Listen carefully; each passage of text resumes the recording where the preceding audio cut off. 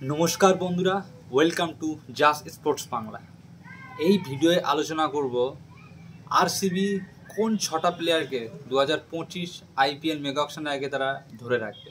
সেই 6টা প্লেয়ার নিয়ে আলোচনা করব যে কোন 6টা প্লেয়ারকে আরসিবি ফাইনাল রিটার্ন করবে। আর যে নিউজটা দেবো পুরো ফাইনাল, যে আরসিবি এই 4টে প্লেয়ারই তারা ধরে রাখবে।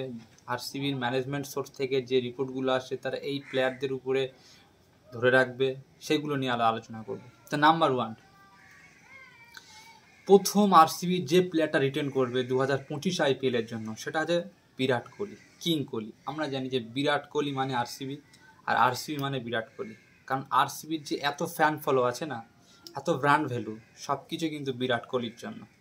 প্রত্যেকটা টিমে যেরকম চেন্নাই ধোনি, সেরকম কিন্তু আরসিবির কিন্তু বিরাট কোহলি। আমরা জানি আরসিবি একবার হয়তো চ্যাম্পিয়ন হতে পারেনি, কিন্তু আরসিবি এতটাই ফ্যান ফলোয়ার আছে, এতটাই ব্র্যান্ড ভ্যালু আছে, চ্যাম্পিয়ন না হলেও কিন্তু নাম্বার 4 নাম্বার 3 যে ব্র্যান্ড ভ্যালু টিমের মধ্যে নাম্বার 1 মুম্বাই, তারপর চেন্নাই, তারপর ব্যাঙ্গালোর। তো সেটা হচ্ছে একমাত্র সম্ভব, সেটা হচ্ছে বিরাট কোহলির জন্য। যে আরসিবি 1 নম্বর রিটার্ন করবে সেটা হচ্ছে বিরাট কোহলি। আরসিবিকে ফার্স্ট রিটেনশন অর্থাৎ 17 থেকে 18 কোটি টাকার ব্র্যাকেটের মধ্যে কিন্তু আরসিবি বিরাট কোহলিকে রিটার্ন করবে। আমরা জানি যে বিরাট কোহলির যদি 6-10 কোটি টাকাও দেয় আরসিবি, সে কিন্তু রিটার্ন হবে। কারণ বিরাট কোহলি একটাই কথা বলেছে যে আমি যতদিনই খেলবো ততদিনই আরসিবির হয়েই খেলবো, অন্য কোনো দলের হয়েই খেলবো না। মানে একটা লয়ালিটি, আরসিবি যে বিরাট কোহলি প্রচুর একটা লয়ালিটি। তো 1 নম্বর বিরাট কোহলি, হয়তো 17-18 কোটি টাকার মধ্যে সে রিটার্ন হবে। নাম্বার 2 যে প্লেয়ারটা রিটার্ন হবে সেটা হচ্ছে আর কেউ না, সেটা হচ্ছে মোহাম্মদ সিরাজ অর্থাৎ মিয়া ম্যাজিক। মোহাম্মদ সিরাজ কেন বলছি? কারণ মোহাম্মদ সিরাজ হচ্ছে টি-20 ওয়ার্ল্ড কাপ উইনিং প্লেয়ার।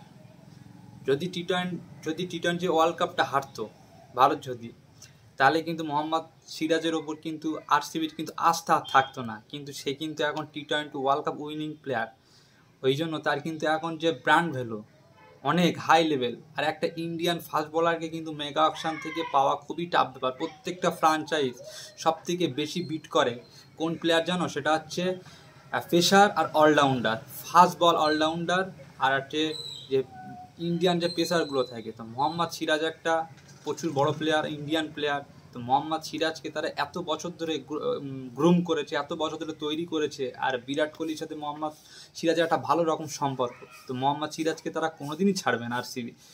তো নাম্বার 2 মোহাম্মদ সিরাজ, হয়তো 13-14 কোটি টাকার মধ্যে মোহাম্মদ সিরাজকে তারা রিটার্ন করবে। নাম্বার 3 যে প্লেয়ারটাকে রিটার্ন করবে সেটা হচ্ছে ক্যামরন গ্রিন। তোমরা বলতে পারো যে Glenn Maxwell, Faf du Plessis হতে পারে, কিন্তু ক্যামরন গ্রিন কেন? তো ক্যামরন গ্রিন তার বয়সটা এখন অনেক কম, হয়তো তার বয়স এই 23-24 বছর বয়স।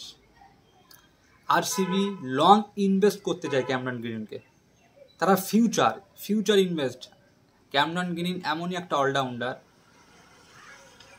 যেরকম লখনৌ আছে একটা মার্ক স্টয়নিস, সেরকম একটাই আছে, সেটা হচ্ছে আরসিবি, সেটা হচ্ছে ক্যামরন গ্রিন। তো ক্যামরন গ্রিনকে তারা কোনোদিনই ছাড়বে না। কারণ আমরা দেখেছিলাম যে মুম্বাইয়ের কাছ থেকে আরসিবি 17 কোটি টাকা ট্রেড করে কিন্তু 2024 সালে নিয়ে এসেছিল। তাকে কিন্তু লং মানে কি বলো আরসিবির সঙ্গে জুড়ে রাখার জন্যই কিন্তু ক্যামরন গ্রিনকে তারা তুলে এনেছে। তো ওই জন্য ক্যামরন গ্রিন হচ্ছে 3 নম্বর রিটার্ন করবে। হয়তো তাকে 17 কোটি টাকা ট্রেড করেছিল, হয়তো তাকে 13-14 কোটি টাকা দিয়ে 3 নম্বর অপশানে তাকে রাখবে। তো নাম্বার 3 ক্যামরন গ্রিন। আর নাম্বার 4 যে প্লেয়ারটা হবে সেটা আর কেউ না, সেটা হচ্ছে রাজত পাটিদার। তো রাজত পাটিদার এমনই একটা প্লেয়ার, জানি যে আরসিবির সঙ্গে 3-4 বছর ধরে জুড়ে আছে। আর আরসিবি তাকে তৈরি করেছে ট্রাই দিয়ে, মানে তাকে সুযোগ দিয়ে বারবার তাকে সুযোগ দিয়ে কিন্তু তাকে এই জায়গাটা এনেছে। আর রাজত পাটিদার যদি আরসিবি ছেড়ে দেয়, সে কিন্তু অন্য কোনো টিমে চলে যাবে, সেটা হচ্ছে মুম্বাই হোক বা চেন্নাই হোক, তাকে নেওয়ার জন্য কিন্তু তারা বসে আছে। কারণ রাজত পাটিদার এমন একটা প্লেয়ার, স্পিনারদের বিরুদ্ধে অ্যাটাকিং খেলে। আমি স্পিনারদের বিরুদ্ধে কিন্তু ইন্ডিয়ান প্লেয়ার খুব কম আছে অ্যাটাকিং খেলতে। তো সেই জন্য রাজত পাটিদার যে মিডিল অর্ডারে যে স্পিনারদের উপরে যে অ্যাটাকিং শটগুলো খেলে, বড় বড় শট খেলতে পারে, সেটা একমাত্র রাজত পাটিদারই খেলে আরসিবিতে। আরসিবি কোনোদিনই হালাতে রাজত পাটিদারকে তারা ছাড়বে না। 4 নম্বরে রাজত পাটিদার, হয়তো তাকে 7-8 কোটি টাকার মধ্যে তাকে রিটার্ন করবে। আর কিন্তু রজত পাটিদারকে অকশনে ছেড়ে দিলে কিন্তু 10-12 কোটি টাকা কিন্তু চোখ বন্ধ করে বিক্রি হবে, ঠিক আছে? ওই জন্য RCB number 1 Virat Kohli, king Kohli, number 2 Mohammad Siraj, তার Miyan magic, number 3 Cameron Green, number 4 হচ্ছে রজত পাটিদার। এইবারে দুটো আরটিএম কার্ডের যে অপশানটা আছে, ডিটেনশন 2025-এ বিসিসিআই কনফার্ম জানিয়ে দিয়েছে, ক্রিকবাস রিপোর্ট করেছে যে প্রত্যেকটা ফ্রাঞ্চাইজ 6টা করে প্লেয়ার ধরে রাখতে পারবে। সেই 6টা প্লেয়ারের মধ্যে 4টে রিটেন করতে পারবে আর 2টো আরটিএম কার্ড। তো সেই 2টো আরটিএম কার্ড আরসিবি কোন প্লেয়ারের ওপরে করতে পারে সেটা আমরা দেখে নেই। তো এই আরটিএম মানে রাইট টু ম্যাচটা মেগা অকশানে গিয়ে কোন দুটো প্লেয়ার, আর রাইট টু ম্যাচ অর্থাৎ ধরো চেন্নাই ধরো আরসিবির যে কোনো একটা প্লেয়ার, হয়তো গ্লেন ম্যাক্সওয়েলের ওপরে চেন্নাই বিট করেছে, চেন্নাই আর মুম্বাইয়ের মধ্যে গ্লেন ম্যাক্সওয়েলের মধ্যে বিট হচ্ছে, অর্থাৎ চেন্নাই আর মুম্বাইয়ের মধ্যে গ্লেন ম্যাক্সওয়েল বিট করতে গিয়ে 10 কোটি টাকায় ফাইনাল বিট হয়েছে 10 কোটি টাকা। মুম্বাই গ্লেন ম্যাক্সওয়েলকে 10 কোটি টাকা ফাইনাল বিট করেছে। তখন আরসিবিকে একবার জিজ্ঞাসা করবে, কারণ যেহেতু গ্লেন ম্যাক্সওয়েল আরসিবিতেই ছিল, আরসিবিকে একবার জিজ্ঞাসা করবে যে তুমি কি এই প্লেয়ারের উপরে ইন্টারেস্টিং, নেক্সট ইয়ার কি একে নিতে চাও, তখন একবার জিজ্ঞাসা করবে। আরসিবি যদি গ্লেন ম্যাক্সওয়েলের প্রতি ইন্টারেস্টিং থাকে তখন কিন্তু আরটিএম একটা কার্ড থাকবে, সেই কার্ডটা এরকম তুলবে যে হ্যাঁ আমি গ্লেন ম্যাক্সওয়েলের উপর ইনভেস্ট করতে চাই, তখন কিন্তু সেই গ্লেন ম্যাক্সওয়েল সেই আরসিবি দলে চলে যাবে। এটাই হচ্ছে রাইট টু ম্যাচ।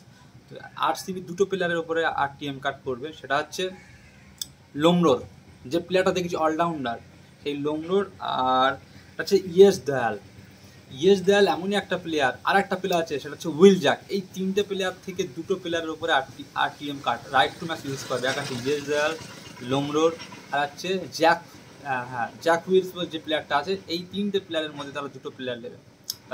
তবে উইল জ্যাক্স আর হচ্ছে ইয়েস দয়াল, এই 2টো প্লেয়ারের উপরে তারা। তো বন্ধুরা, তোমাদের মতে আরসিবি আর কোন প্লেয়ারকে রিটেন করতে পারে সেটা তোমরা কমেন্টে জানাবে।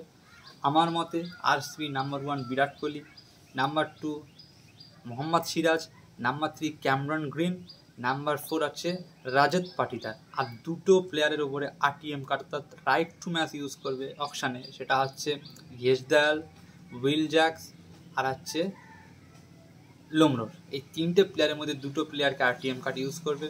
তো আজ এই পর্যন্ত। তোমরা প্লিজ নতুন হলে ভিডিওটা সাবস্ক্রাইব করবে আর ভিডিওটা ভালো লাগলে লাইক করবে। তো বাই।